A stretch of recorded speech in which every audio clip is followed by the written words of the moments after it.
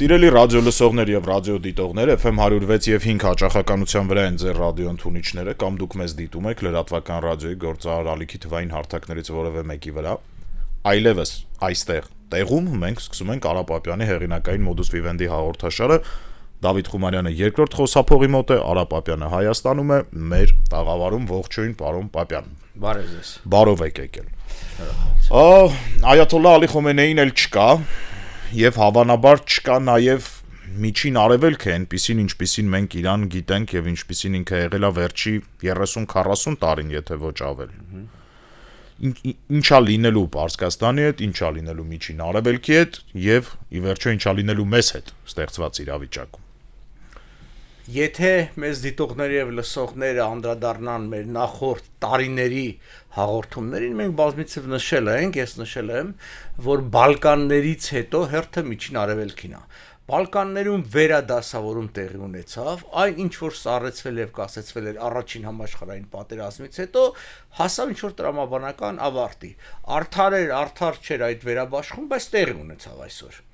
Եվ բնականաբար սա պիտի տեղի ունենա, այսինքն տեղի ունենում վերադասավորում։ Այն ինչ որ աշխարհում երկրորդ համաշխարհայինից հետո կայացվել էր, որտեղ Ռուսաստանը սովետական միությունը իր որոշակի դերն ուներ, այսօր փոխվել է եւ տնտեսական քաղաքական չափորոշիչները այլ են, հետեւաբար իրավիճակը այլ է։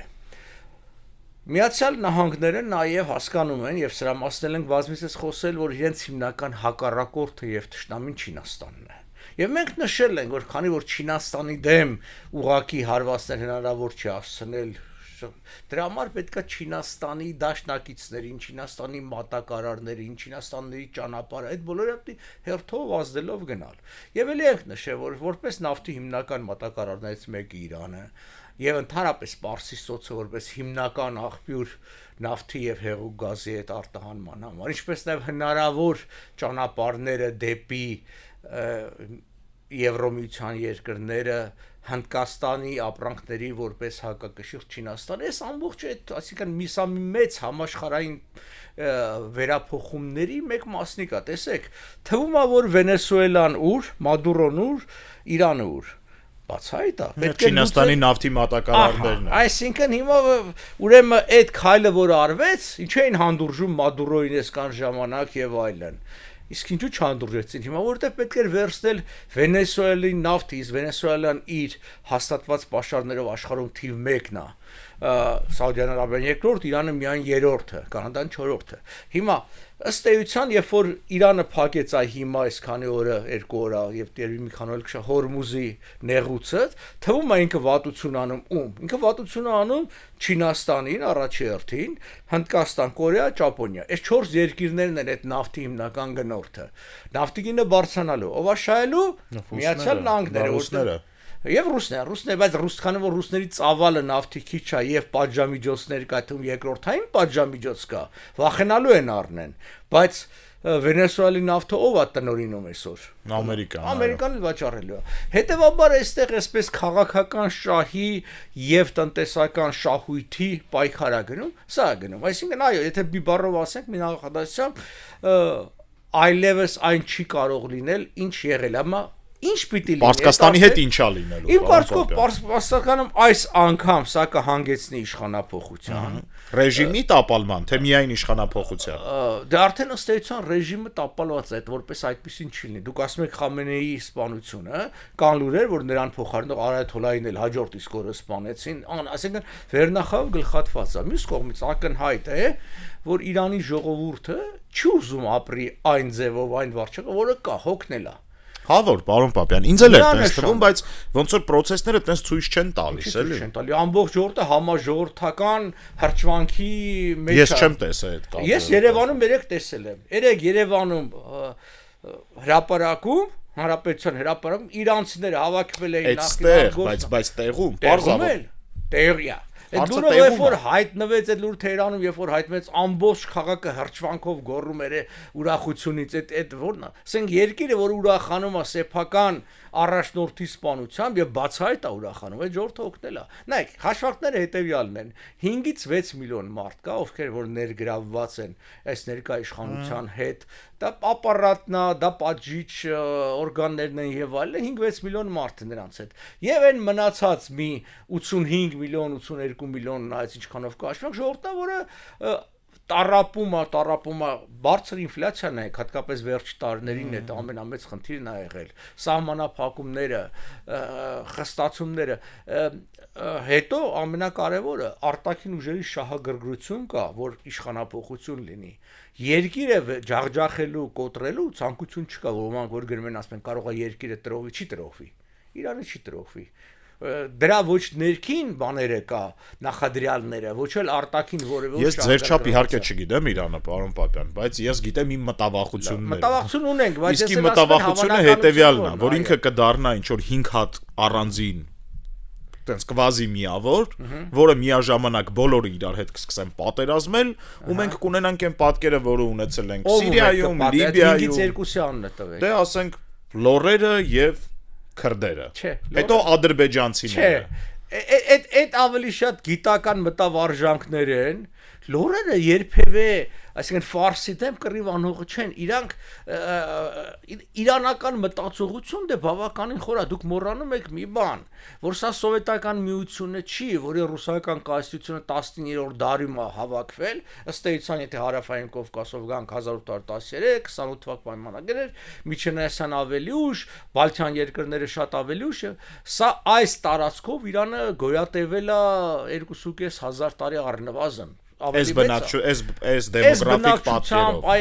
այս սահմաններով մի քիչ ավել Իրանը ավելի կորցրել է որոշ եզրագծային մասեր ավելի մեծ ա եղել բայց ըստ էության չկա որևէ ներկայիս Իրանի մի տարածք որը ասենք 100-200 տարի առաջ եղած լիներ այլ պետության մեջ եւ այդ պետականության շարունակական գոյությունը Իրանի էլի կարևոր գործոն է քիչ երկրներ կան որ այդ շարունակական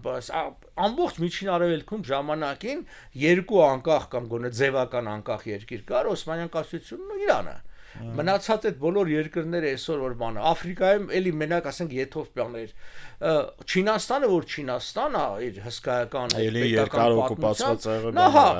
այսինքն ինքը վերահսկողության տակ էր բրիտանական գտնվում եւ եվրոպացիներ եւ այդ ամբողջը կա այո այսօր անջատողական տրամադրությունները Իրանում անհամեմատ ավելի շատ են հատկապես իրանական Ադրբեջանում բան բայց այն ադրբեջանցիներն ու այս ադրբեջանցիները այլ ընկալումներ ունեն ես ցանց շատ եմ շփ իրենց ասում են իսկ ով է իրան կարծում որ մենք իրանց պետք է միանանք միգուցե մենք ենք իրանց միացնում Իրանի մեջ իրանք են մեզանից անկախացել եւ գնացել Ռուսաստանը հիմա նորից նույն ձևի կարանք բերենք մեզ միացնենք Պարոն Պապյան այսինքն դուք կարծում եք որ Պարսկաստանը կշարունակի մնալ այն սահմաններում որ ինքը կա ինքը այլևս չի լինի կրոնապետություն հա, այլևս չի լինի կրոնապետություն, ինչ կլինի, այսինքն կլինի հանրապետություն, կլինի միապետություն, կլինի հանրապետություն որոշակի կրոնական ուժեղ բաղադրիչով, այդ ուրիշ է։ Ստեղ տեսեք ամբողջ խնդիրն ինչ է։ Ինչա իսլամական հանրապետություն, որտեղ կա մի վերսահմանադրական մարմին, որտեղ հավաքվել են այաթոլաները եւ որ ամբողջ իշխանությունը իրենց ձեռքն է։ Իրենց հա պատկանում վերջնական խոսքը կստապ կա պարլամենտ գովմեն ասում են տեսեք դեմոկրատիայի կանայք են մասնակցում այդ ամբողջը ճիշտ է բայց երբ որ սրանց վերևը կա մի մարմին որը ընտրովի մարմին չի այսինքն սա այսպես են կոլեկտիվ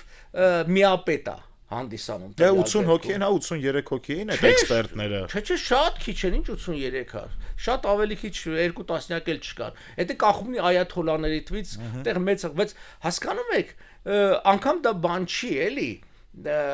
ինչ ասեմ խորհրդատվական մարմին չի դա ամենավորոշող մարմինն է նախագահական տեխնացուները Պիտի հաստատում ստանան, Եվ ամեն ինչ հաստատում։ Հիմա եթե նույն արտաքին քաղաքականությունը, եթե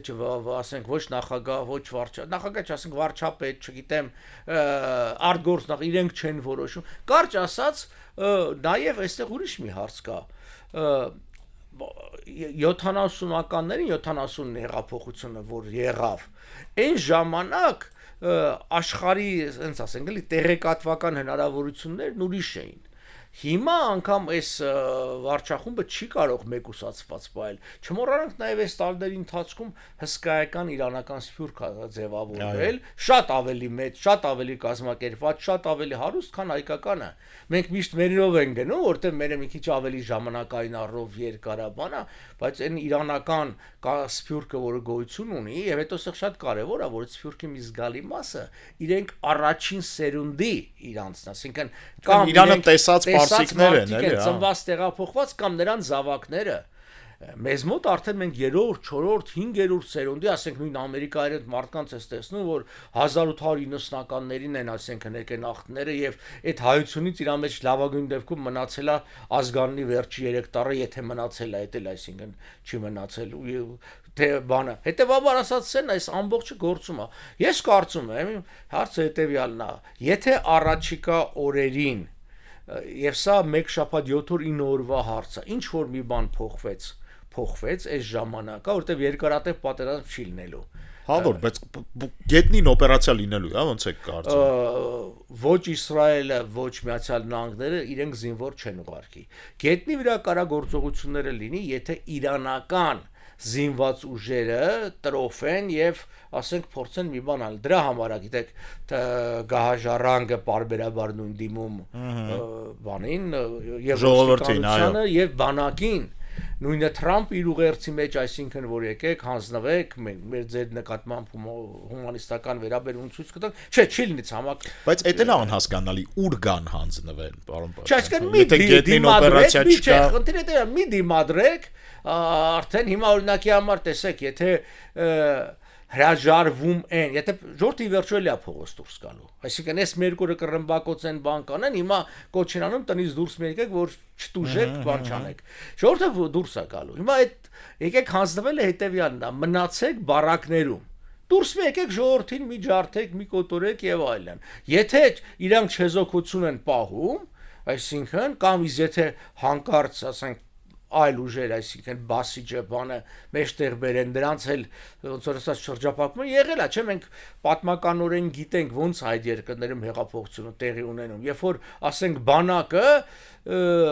այն անվտանգային ուժերին շրջապատում է, չի թողում որպեսզի իրանք միջամտեն, մնացածը արդեն ժողովրդի հարցն է, երբ որ չկան հրացանավոր մարդիկ փողոցում, ժողովրդի խնդիրը լուծում է։ Պարոն Պապյան, Իրանը Հայաստանի համար կարևորագույն լոգիստիկ երկիր է, կարևորագույն։ Այս պատմության հետևանքները Հայաստանի համար ինչպիսին կարան լինեն ըստ ձեզ։ Հիմա այս պահին գիտենք, որ բազմաթիվ 4 երկիր ըստ էության թռիչքները փակ են, ծոցի երկրներ եւ այլն, ել չեմ ասում Իրանի վրայով թռիչքներ, դա եւ այլ հեռավոր երկրներ բանա, բայց ես հույս ունեմ, որ սա երկար չի տևելու, եմ ասում, մինչեւ 10 օր։ Հիմա կարա հետևանքները հետեւյալը լինի։ Կարա լինի վատ, եթե երկրի ներսում խառնաշփոթ լինի եւ ոմանք որ ասում են որ քաղաքացիական կռիվ ընթարում, հա, ես նման բան ճիշտ ասած չեմ կանխատեսում։ Իրանցիները դուք տեսնեք երկու իրանցի իրար հետ ոնց է կռվում, փողոցային կռիվը։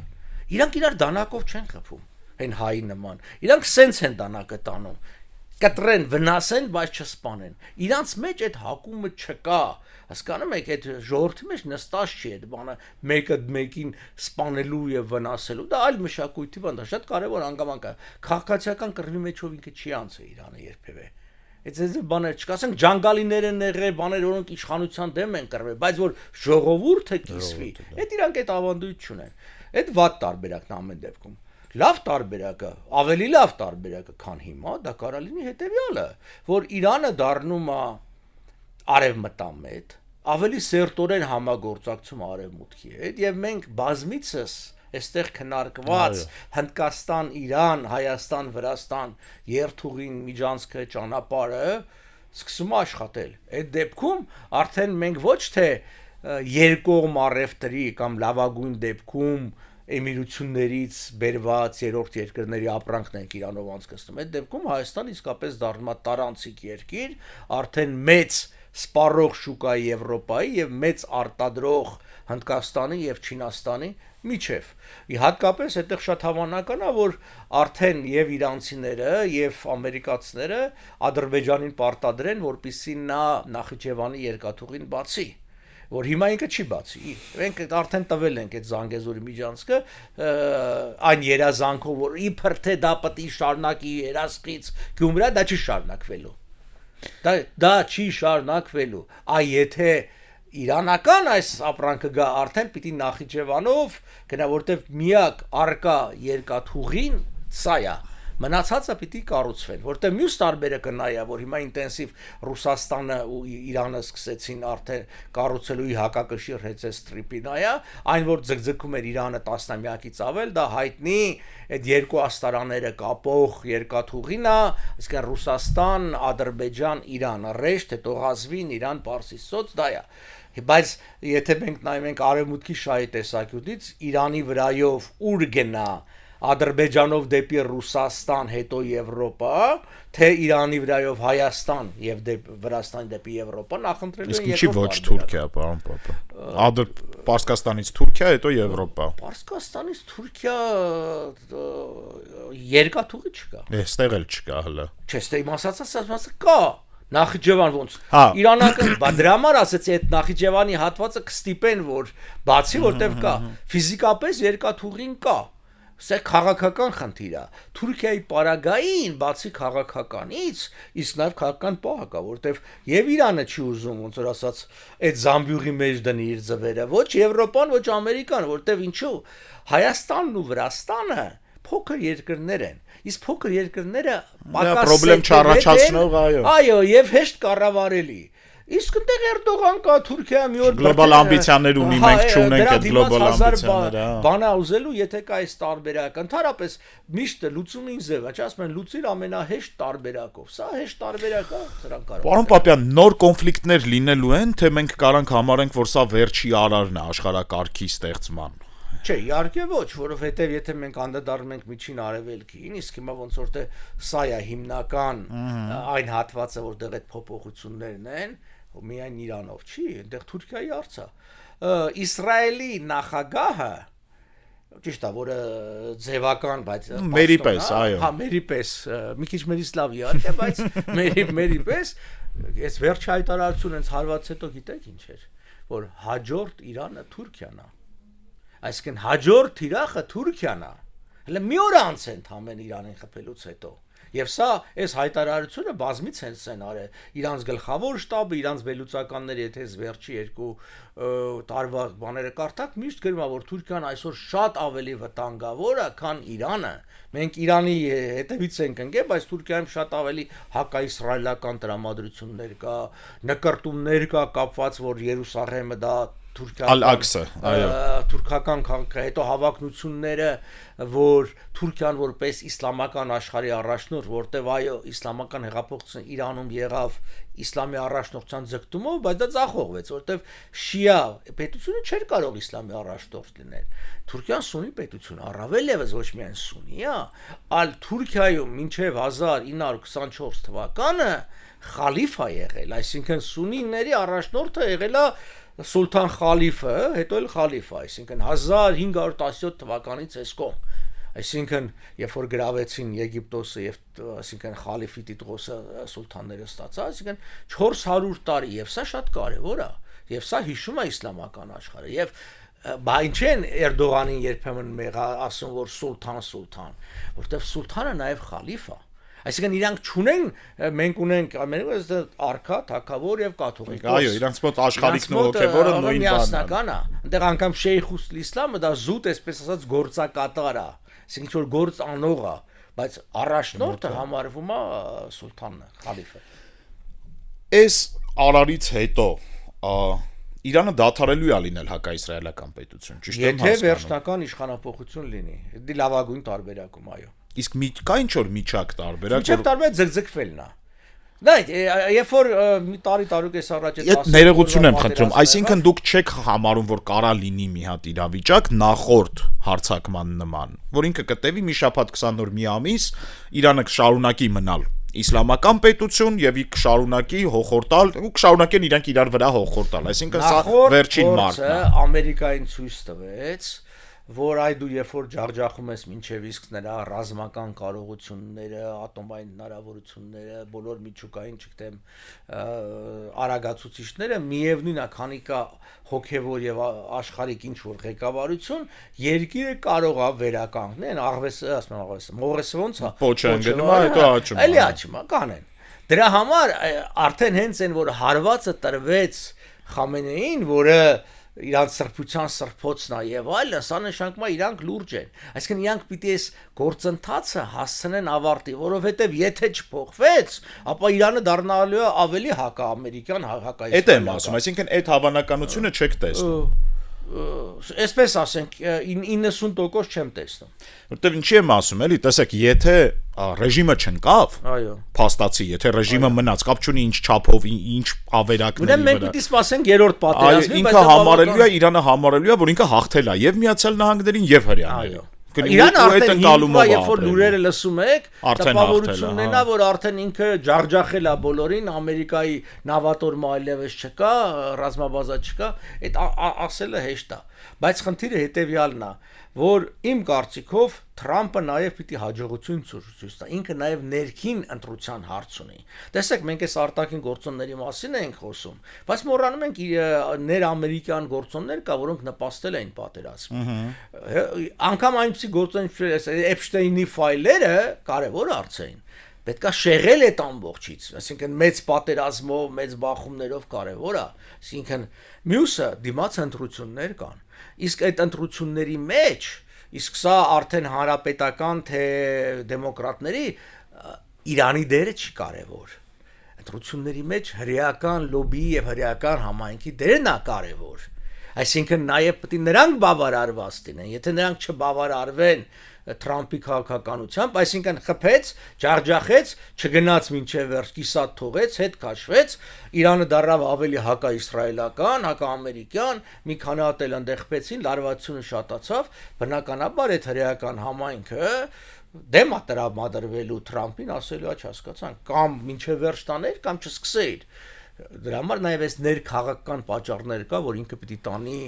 գոնե որոշակի տրամաբանական ավարտի, որ ի վիճակի լինի որպես հաղթանակ ցույց տալու։ Մի 5 րոպե դեռ ունենք, պարոն Պապյան։ Ոնց է կարծում Միացյալ Նահանգների գործընկերները կմիանան, թե չեն միանա։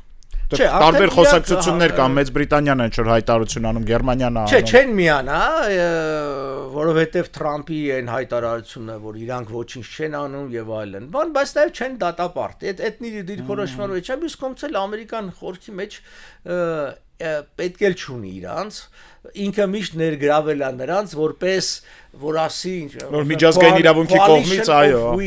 ես մենակ չեմ այ տեսեք ասում 19 երկրով 25 երկրով ասենք ինչեր Հայաստանից այսքան 30 հոգի վերցնում տանում Աֆղանստան բան ինչ որ բաներ ինքը 30 հոգին հանգիստ կարար ցանկացած ոչ թե զորամաս այլ ոստիկանությունից տանել էլի հրշեջ ծառայությունից եկան այդ այսինքն բայց չէ իրան պետք է հայկական դրոշը Հիմա այդ հայերը, որ Սիրիայում գնացին կռվելու, միակ պետությունը, որ ասում ենք մենք պրոռուս ենք, բայց միակն են, որ գնացին ռուսների հետ կողքի կռվելու ամերիկացիների դեմ։ Ինչի Ռուսաստանը տարավ հայերին այդտեղ։ Կարող է ինքը այդքան մարդ չուներ տարավ այդտեղ, չէ։ Էլի դրոշի հարցը։ Նաև այդ ցուցադրության հարցը կա։ Հիմա չէ պետք չունի ինքը եվրոպացիների միջամտությանը։ Հա, եթե կողքից օգնեին, ոնց որ թե Ֆրանսիան ինչ որ էլի մի լուր եղավ, որ Ֆրանսիան ոնց որ ավելի մոտ է եւ անգամ այս իրանցն ինչ որ ֆրանսիական թիրախներ են խփել, բայց քանի որ գիտեք, այնքան խառը եւ սուտ ու ճիշտը խառն է գալի, այսինքն հատկապես վերջի լուրերը զգուշավորությամբ էս մոտենում, ասում ես մի քիչ ժամանակ անցնի, հասկանանք ինչն է մնում, ինչն է ֆիլտրվում, հա։ Պարոն Պապյան, ամփոփիչ հարցը, այս հարցը մենք շատ ենք քննարկել այս տաղավարում ձեզ հետ։ Միջազգային իրավունքը վերջնականապես է մահացե, թե ինքը հələ կա։ Չէ, միջազգային իրավունքը իհարկե կա, ուղղակի միջազգային իրավունքը օգտագործվում է հիմնականում ուժեղների կողմից։ Ես ընդհանրապես բան են անում, մեջբերում են կատարում ուրիշներից, ես ինքս ինձանից կատարեմ, որ ասել եմ ժամանակին եւ ասեմ, ըստ միջազգային իրավունքը 0 է։ Այո, որը 10 է։ Եվ այն 0-ն է, որը թվանշանի կողքը որ դնում ես, 10-պատկում է։ Ինքը միայնակ, եթե դու փորձես գործես միայն միջազգային իրավունքով, չես կարող։ Այ եթե դու միջազգային իրավունքը դնում ես միջազգային քո դիվանագիտական քաղաքական ուժի, տնտեսական եւ ռազմական ուժի կողքը, արդեն ուրիշ է։ Արդեն դու այլ բան ես անում։ Հիմա Մադուրոյի, ասինքն բանը փախցնելը եւ այլն բան, հա միջազգային իրավունքի ասում են ոտնահարումը, չէ, էրգաումն է հանցագործությունա կատարում ինքը, իսկ այն մարդկայնության բոլորի դեմ ուղղված հանցագործությունա, որը միջազգային իրավունքի չի ճանաչում սահմաններ, ես իրան պատժում եմ անկախ իր գտնվելու վայրից, եւ այդպես եղել է։ Ժամանակին ստրկավաճառություններ, ծովահենություններ, հիմա այդ նույն նարկոտրաֆիկինգն է, նույն Դե Մադուրոյի վրա էլ էր նարկոտրաֆիկինգ։ Հենց էդ է, այսինքն ինքը ասում է, բան չի ասում transnational crime, այսինքն այլևս հանցագործությունները մի երկրի սահմաններով չեն սահմանափակում։ Հետո ինչ ասում որ քո երկիրն է։ Այդ քո հանցագործությունը ազդում է իմ երկիրը, դու աղբյուր ես հանցագործության։ Աղբյուր ես մարդու իրավունքների ոտնահարումը եւս համարվում է, այսպես ասած, միջազգային իրավունքի ոտնահարում։ Հիմա ուրիշ բան, որ արդեն քաղաքական շահագրգռության հարց է, դու Մադուրոյին փախցնում տանում ես, որտեղ մենք խոսենք նաև ասենք նավթի գործոնք, չէ՞։ Հայտնի խոսք ասում է նավթի անեծքը։ Նավթի անեծքն էր։ Եթե Մադուրոն նավ չունենար, հիմա ինքը շարունակում էր կառավարել։ Բայց քանի որ իրեն կանխատեսել էին, որ նավթի գները բարձրանալու է, քանի որ Իրանի դեմ գործողություն պիտի անեն, հետեւաբար Մադուրոյի հարցը լուծենք, նավթը վերցնենք մեր ձեռը, մենք վերավաճառենք, բնականաբար Մադուրոյի ճակատագիրը այդպես լուծվեց։ Հյուսային Կորեան ավելի վատ է, բայց Հյուսային Կորեան ոնց որ թե չի սպառնում, այսինքն այսօր կենսական շահերին Միացյալ Նահանգներին, հա, եթե Կորեան ասեր, որ ես Ամերիկայի դաշնակցին Իսրայելին պիտի ոչնչացնեմ, ոնց որ Իրանն ասում, մենք մոռանում ենք, որ այս կոնֆլիկտի հիմքում ինչ է անգած։ Մենք միշտ քննարկում ենք հետևանքները, կոնֆլիկտի հիմքում նա է։ Իսկ ինչի մինչև 79-ին Իրանն ու Իսրայելը լավ էին, որտեղ ճանաչում էր գոյությունը։ Հիմա Իրանն ասում է, ես ոչնչացնելու եմ Իսրայելը։ Իրանն ասում է, դե լավ, հիմա կտեսնենք ով ում կոչնչացնի։ Հələ մի հատ են արինտեղ մի հատ լավ աղբեր ունեմ, քերն ունեմ։ Այո, մեծ աղբերը կանչում է հարցը բան անենք։ Նա էլ ասում աղբեր, մենք հավաքվել ենք աշխարհով, որոշել ենք, որ այստեղ Իսրայելը կա, այո։ Կա պետություն, դու ասում ես, որ չէ, ես կոչնչացնեմ։ Դե հիմա ոչնչացնելը տես։ Սա է։ Այսինքն բանը, բայց ելի եմ ասում, սա չի նշանակում, որ նույն ձևի շահագրգռությամբ ամենը պատրաստ է ամենտեղ միջամտել։ Հիմա ամեն մեկի իրավունքը պահելու։ Մեր խնդիրը դա է, մենք միջազգային իրավունքով շատ իրավունքներ ունենք, էլի վերադառնանք Ուիլսոն իրավարարվաճիր, բայց դու դա պիտի կարողանաս համադրել աշխարհի ուժեղագույնների շահ, այսինքն Ամերիկան պիտի շահագրգռված լինեն ձեր ասած վերադասավորումների եւ երբ որ Իսրայել Թուրքիա կգնան բախման եւ Թուրքիայի տրոհման հարցը մեջտեղ կգա, դրա օրինական փաթեթավորման հարցը հիմնական փաթեթավորողներից մեկը կլինի Ուիլսոն իրավարար վճիռը։ Դուք լավատես եք, պարոն Պապյան, պարոն Պապյանը։ Ես միշտ եմ լավատես։ Ինչպես միշտ լավատես է, ես ուրախ եմ, որ վերադարձել եք, պարոն Պապյան։ Հետայսու տեղից ենք հաղորդումներ անելու, սա Modus Vivendi-ն էր, Դիվանագետ Արա Պապյանի հեղինակային հաղորդումը, Դավիթ Խումարյանն այն ձեզ համար վարեց երկրորդ խոսափողի մոտ, մենք հաջորդ շաբաթ նորից կհանդիպենք, այսօր այսքանը։